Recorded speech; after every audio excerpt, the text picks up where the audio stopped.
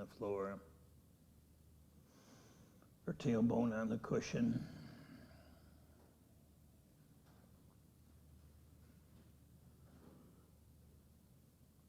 Becoming aware of hearing. Just letting the sounds come to you.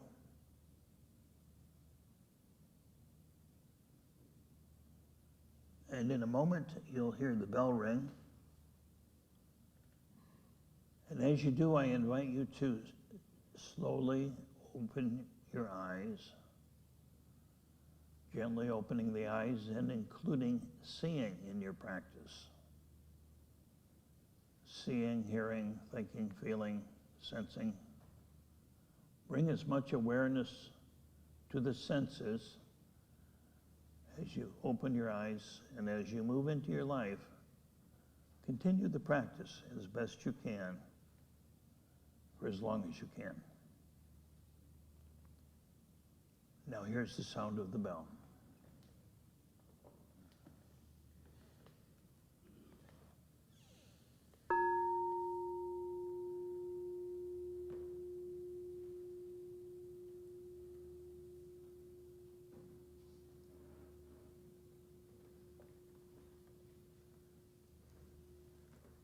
Thank you, Dave. And good morning, everyone. Good morning. Delight to see you.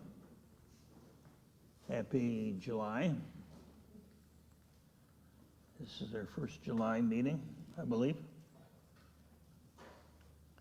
And in a few days we celebrate what we call the 4th of July, which is the commemoration of not the signing, but the ratification of the signing of the Declaration of Independence, which is kind of a statement of freedom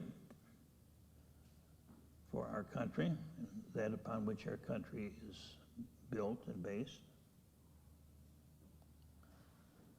So we celebrate that, but more than anything, I think on this holiday, we celebrate freedom itself.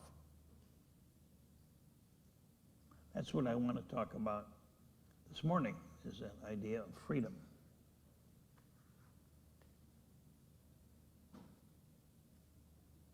What freedom is, what limits our freedom.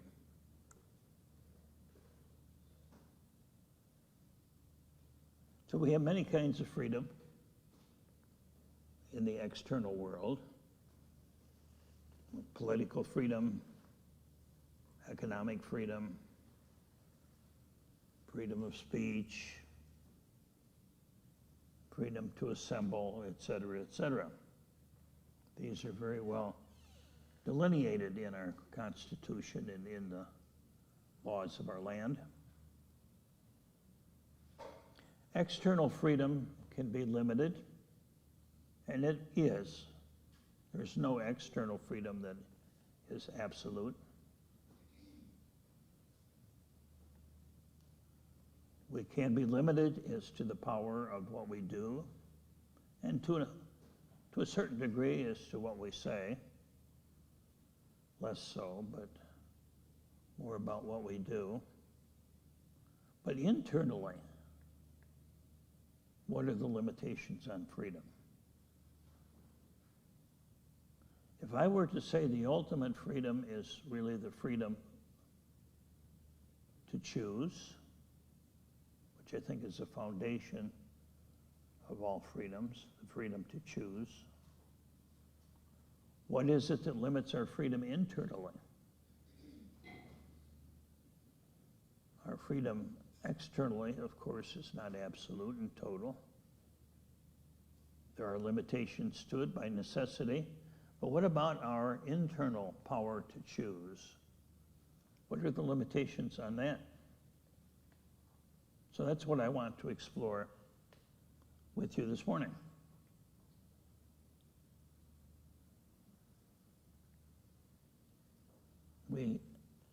There's a book called Man's Search for Meaning by Viktor Frankl. Some of you are familiar with it. And in that book, he tells the story of how he was a prisoner in Auschwitz during World War II, and the Nazis killed everyone in his family and put him in prison, took away everything, absolutely everything, even his clothes. He says he remembers standing naked before this tribunal of Nazi soldiers, and he remembers having the thought, the awareness. He says, you know, they can take away everything I own, they can limit everything I do, but they can't take away the power to choose. I can choose whether I love them or hate them. They cannot force me to hate them, no matter what they do to me. You see. So internally, our power of choice, at least in theory, is absolute. We can choose to think, feel, whatever we believe, whatever we want. There are no limitations to that. So let's take a look at something I find very profound and helpful, and that is the writing of Khalil Gibran. Khalil Gibran in The Prophet. Some of you are familiar with that book, I'm sure. A wonderful little book packed full of wisdom. I tell people there's more wisdom per square inch in that book than most any other book I've read, you know. And I'll quote from his book, from the chapter on freedom. And he says, you shall be free indeed when your days are not without a care, nor your nights not without a want or a grief, but rather when these things girdle your life, and yet you rise above them naked and unbound. I'll read that again. You shall be free indeed when your days are not without a care, nor your nights not without a grief or a want, but rather when these things girdle your life, and yet you rise above them naked and unbound. So he's saying that true freedom is not dependent upon conditions. Again, he's saying that no one can take away our internal power to rise above any external limitations. Makes me think of a time when, many years ago, I was teaching, I was leading an insight meditation retreat at a prison in California. And after the retreat was over, this young inmate came up to me, and just a beautiful man with a smile on his face, and he said, you know, Reverend Brumet, he says, when I meditate, I'm totally free. He says, when I meditate, I just feel without any limitations, whatever. I thought, wow, you know, he could make up all sorts of excuses to say I'm not free. And he's not free to do what he wants, obviously, in that environment. But he's still free. Because he can touch in meditation that place where he's not limited in any way.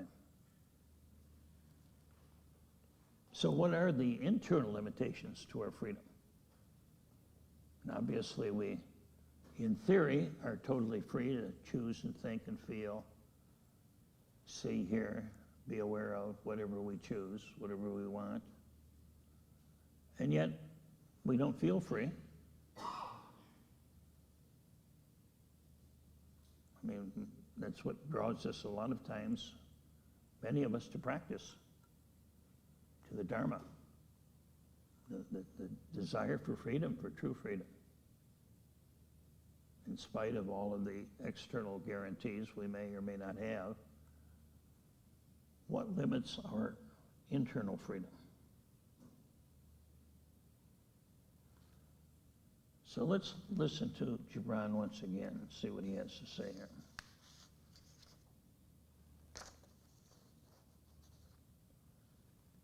How shall you rise beyond your days and nights unless you break the chains which you, at the dawn of your understanding, have fastened around your noon hour. Let me say that again. And how shall you rise beyond your days and nights unless you break the chains which you, at the dawn of your understanding, have fastened around your noon hour? It's a powerful statement, isn't it? The dawn of our understanding, of course, is when we were very young, when we first came into an awareness of ourselves and the world around us.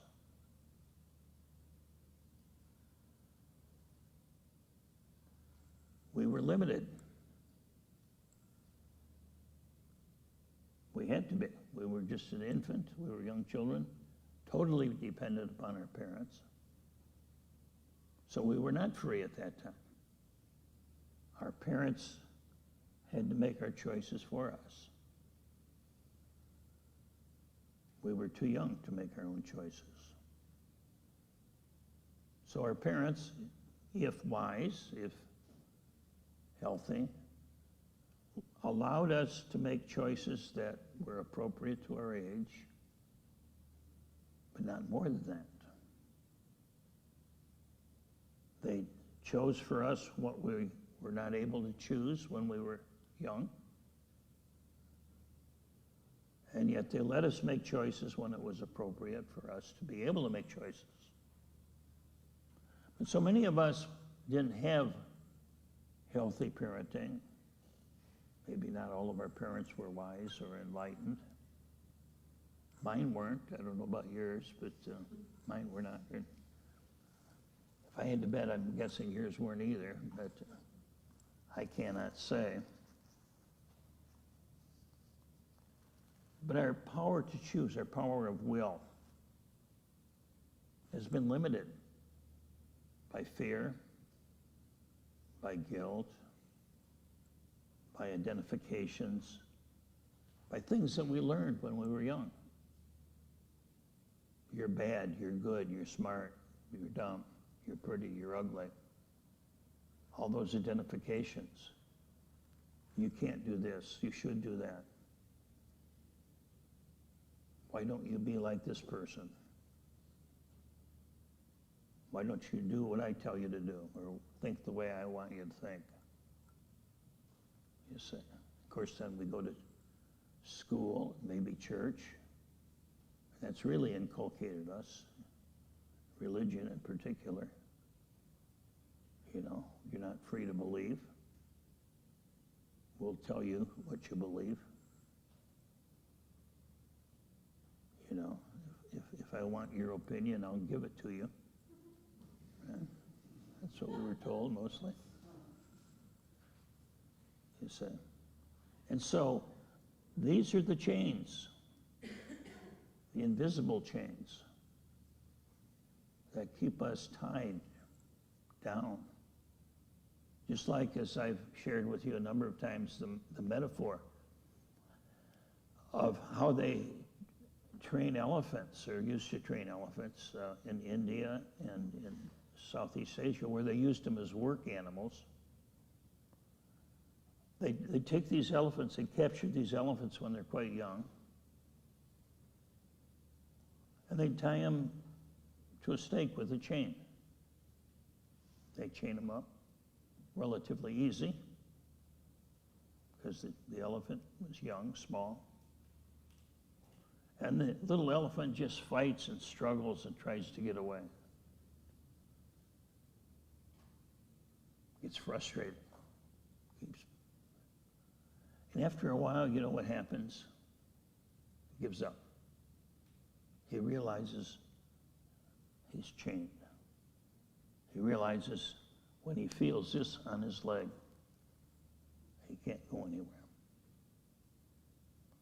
So when he grows up to be a big elephant, strong enough to easily break that chain, he won't do it.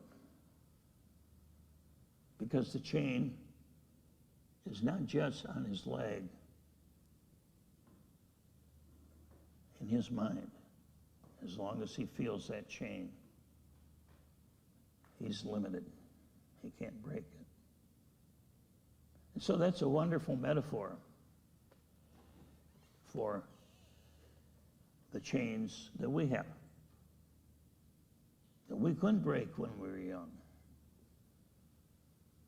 We had no choice. But as adults, we do. But if we're not aware of those chains, those internal limitations, they keep us limited. They're invisible, and yet they're very powerful. But once we see what they are, we can easily break them. Or maybe not easily, maybe it takes some work. But we can change them. We can be free.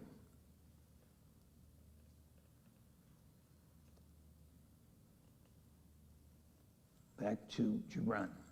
He says, and what is it but fragments of your own self you would discard that you may become free? And what is it but fragments of your own self you would discard that you may become free? Those fragments of ourselves that keeps us chained, keeps us bound to 1950 or 60 or 70 or whatever it was when we were kids, when we were young. We have these old loyalties that we don't realize that we have.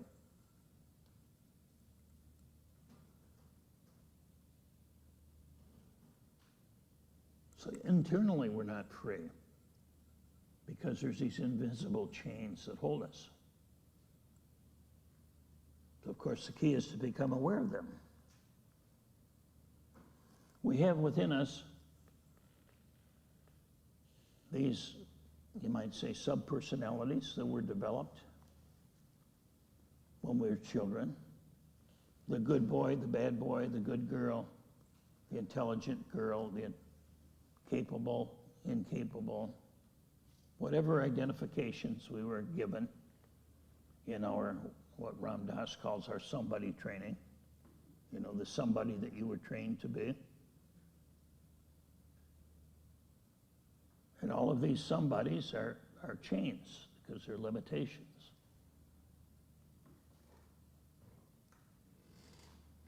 Which were fastened at the dawn of our understanding.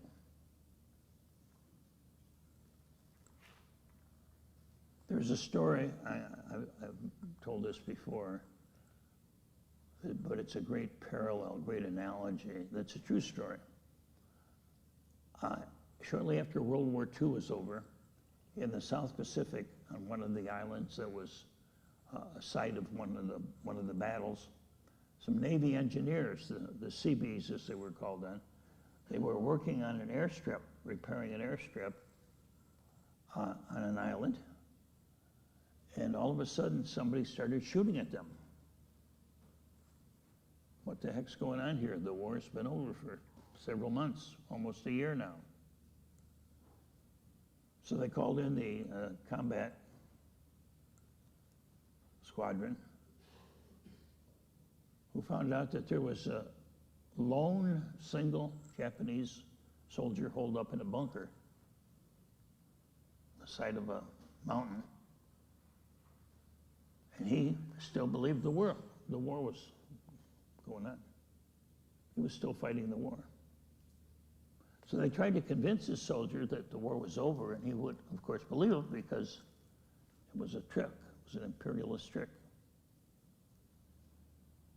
So what they had to do was they went to Japan and found one of his commanders, one of his old commanders. And they took one of his old commander and brought him to that site, took him up. The commander made his way up to the machine gun nest, and he was able to convince the man that the war was over, and finally he came out and surrendered. And he was allowed to go to Japan, back home. How many loyal soldiers do we have? How many battles are we still fighting? From World War I, II, III, IV, V, and VI, when we were young. And these battles continue. The struggle continues until we become aware. And once we're aware, then we have the power of choice. Then we can be free if we choose. But when there's no awareness, there's no choice. When there's no awareness, there's no freedom. So in a way, we're only as free as we are aware. And that's where our Dharma practice fits in. Because the entire intention of our Dharma practice is to be free. To be free as any being could be. So how do we do this? We've been doing it. We sit as the Buddha. We sit as if you are the Buddha. Not trying to become, but being the Buddha. Breathing. Being. And then what shows up? But some part of ourselves that says, I'm not the Buddha. I'm not free.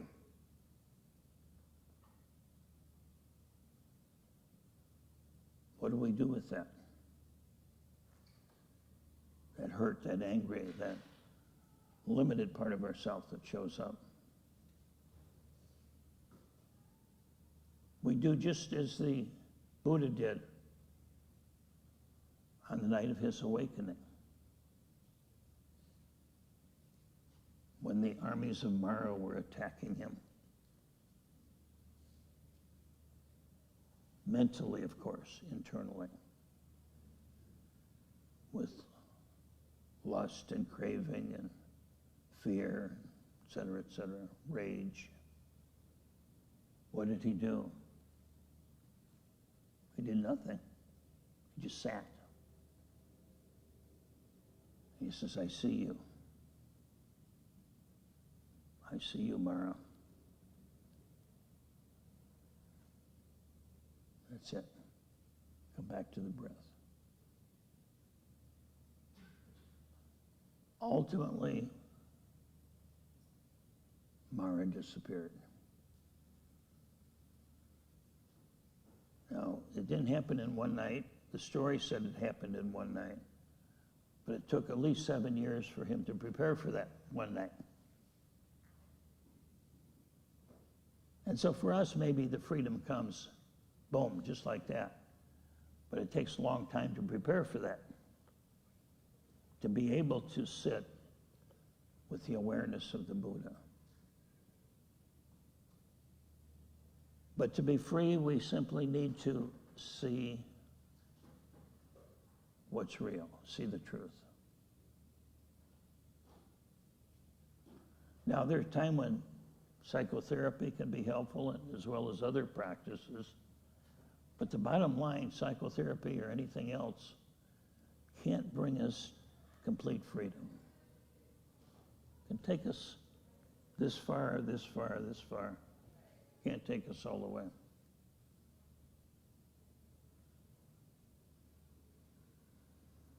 The ultimate freedom is to simply to be and to be aware. And to be aware of all those parts of ourselves that think they're not free, that think they're not the Buddha. They may be very tangible, like the aching back or the neighbor's lawnmower or dog barking or whatever. Or maybe something a little more subtle inside anxiety or depression, a memory, resentment, guilt, whatever it might be. Seeing clearly, doing nothing. Choiceless awareness. So we give up our power to choose. We just sit and be. We give up our power to the Dharma, our power to choose to the Dharma. And ironically, by doing that, that's the path to true freedom. And true freedom, liberation, nirvana, whatever you want to call it, is beyond any concept, beyond any distinction between free and not free. True freedom is when we don't even have the idea of limitation. You see, it doesn't even exist.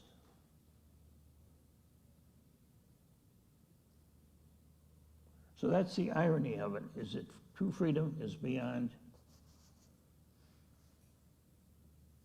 our human power to choose. But true freedom comes through the Dharma practice. And it leads to a freedom beyond description. So I'll close by saying, I wish you freedom. I wish you the freest freedom possible.